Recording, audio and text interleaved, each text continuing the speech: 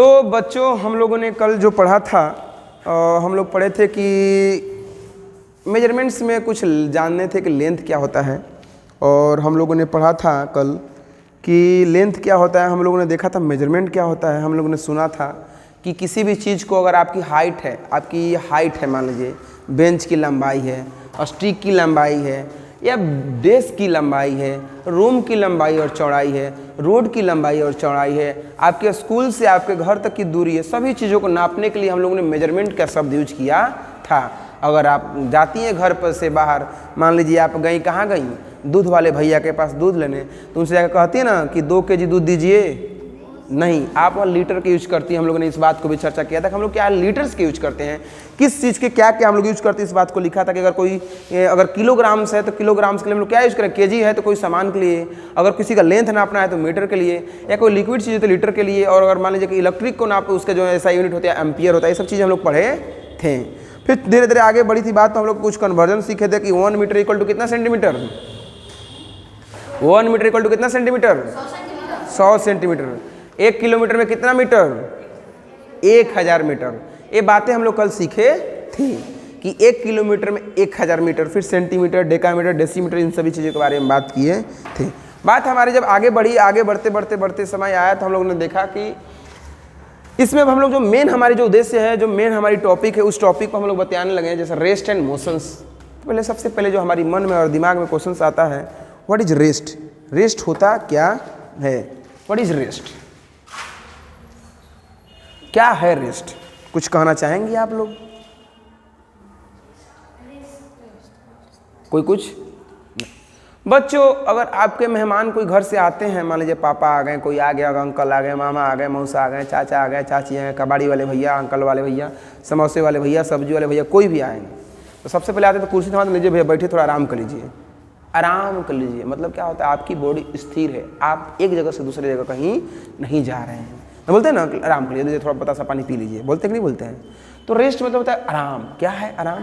बोल रहा है it is the motions of an object does not change with time. बोल रहा है कि अगर हम मान लीजिए कि हमको बोली कि सर आप बैठिए ना, बहुत मेहनत करते हैं, हम कुर्सी पर बैठ गए सुबह 6 बजे, शाम को 6 बजे तक बैठे रहे आराम से, तो कहीं मोशन टाइम के साथ कहीं चेंज नहीं, मैं यहाँ से उधर बाहर नहीं गया, तो मैं कहूँगा कि मैं क्या हूँ, रेस्ट हूँ। जैसे कि आपकी जो बोर्ड है, जब से मैं कोचिंग खोला हूँ, बोर्ड क्या है, ये कभी रात में से घूमते फिरते रहता है क्या? जहाँ मैंने इसको स्थिर किया, यहाँ चुपचाप बेचारा लगा हुआ है। जो आपकी पंखा है, जहाँ लगाया गया वहीं पर लगाया कि नहीं लगाया है? वो भी पढ़ेंगे कि रोटेटरी मोशन होता है। देखिए हम लोग पढ़ेंगे कि रोटेटरी मोशन तो अपनी जगह पर घूम रहा है, पर अपनी जगह पर स्थिर होकर घूम रहा है।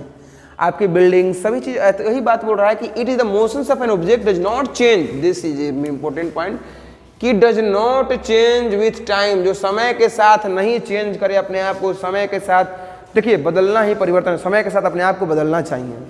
बट वो अगर बोल रहा है कि जो नहीं बदले, जैसे मान लीजिए कि आप क्लास 6 में पढ़ रही है, क्लास 7 में पढ़ रही है, खूब पढ़ाई की और आप फेल हो गई, दोबारा 6 में आ गए, खूब पढ़ाई की, दोबारा फिर पढ़ी, फिर 6 में पढ़ाई की, फिर 7 में नहीं गए, 6 में रह गई, 3 साल तक फेल होकर 6 में पढ़ रही हैं, तो क्या ये सही बात है? नहीं ना। तो उतना भी रेस्ट नहीं करना चाहिए, समय समय क्या करना चाहिए, बदलाव करना चाहिए। वही बोला कि if the motions of an object does not change with time, अगर समय के साथ नहीं बदलाव कर रहा तो उसे हम क्या कहेंगे कि वो रेस्ट में है। बोल रहा in relation to stationary object in the surrounding, बोल रहा कि किसी सराउंडिंग के वजह से। अब मान लीजिए कैसे बेंचवा तो एक जगह स्थिर है, इत बोर्डवा तो एक जगह स्थिर है, मगर पता नहीं अर्थ रिवॉल्व कर रहा है अपनी जगह पर, तो उसको हम ले लेंगे, अपने आसपास की सराउंडिंग से बातों को लेंगे। बोल रहा जैसे कि बोल रहा table kept in the room, बोल रहा कि जो टेबल आपके रूम में रखा गया, जैसे बेसिन्स लगा है, कुर्सी चौकी है, जो भी केप्ट किया गया, कहीं रखा गया है, तो इसको अपने आप ही मूव नहीं करेगा जब तक से कोई अलग से कोई आदमी आए, इसको टांग के कहीं और ना करे, तो अपने आप से मूव करने वाला या कहीं घूमने वाला नहीं है। ठीक है। फिर बोल रहा है कि a book laying on the table it is, क्या आओ स्टैचू में लग गई। बोल रहा है कि अगर आप मान लीजिए कि आपकी ये मेरी बुक है, चाहे आपकी बुक है, अगर इसको टेबल पर छोड़ के आप चली जाती हैं, चली गई, कल सुबह आई, शाम को आई, कोई इसको छुआ नहीं, आप आई, ताला खोली, गेट खोली, तो क्या कहीं ये आपका बुक वहाँ गेट पर नजर आएगा क्या?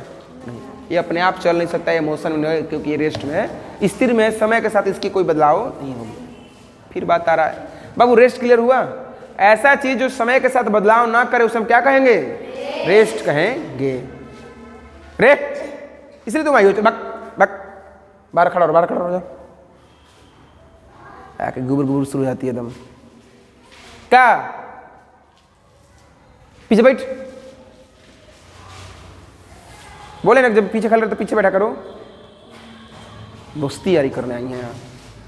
बोल रहा कि मोशन क्या होता है बेटा, कि मोशंस होता है जैसे कि बोला कि does not change with time, बोल रहा कि जो चीज चेंज करे समय के साथ उसे हम क्या कहेंगे कि उसी चीज को हम लोग क्या कहेंगे कि वो मोशन में है।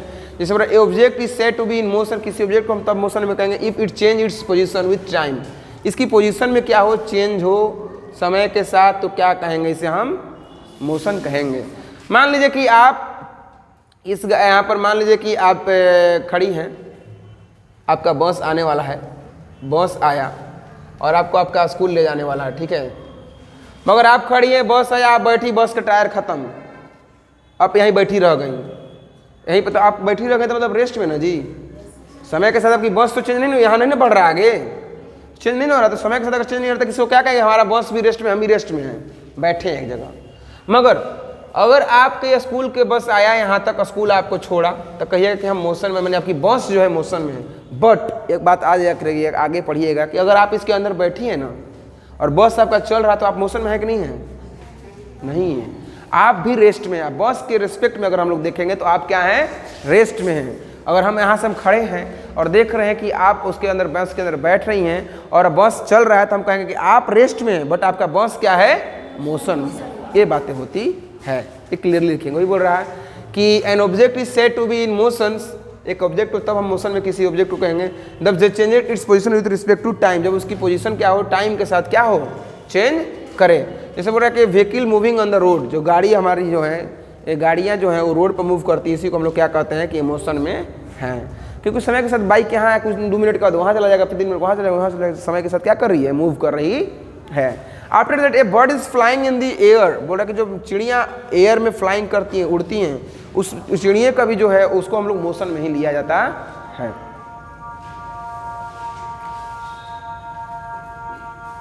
मोशंस जो होती है अनेकों प्रकार के डिफाइन की गई है।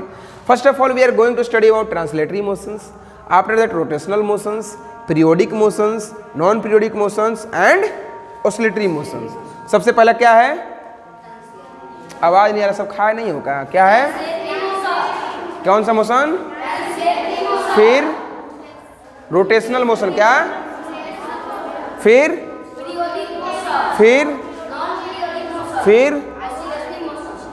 क्लियर हुआ। एक बार कृतिका खड़ी हो जाओगी, बोलो क्या है, तुम खाली बोलोगी।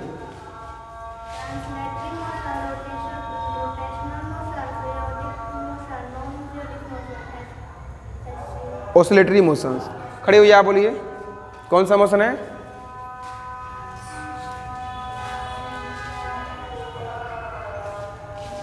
स्टैंड अप, बैठ जाओ, बोलो।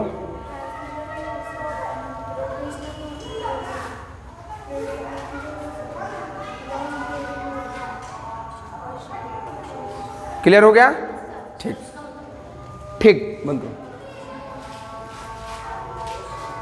क्या दूध हो गया है,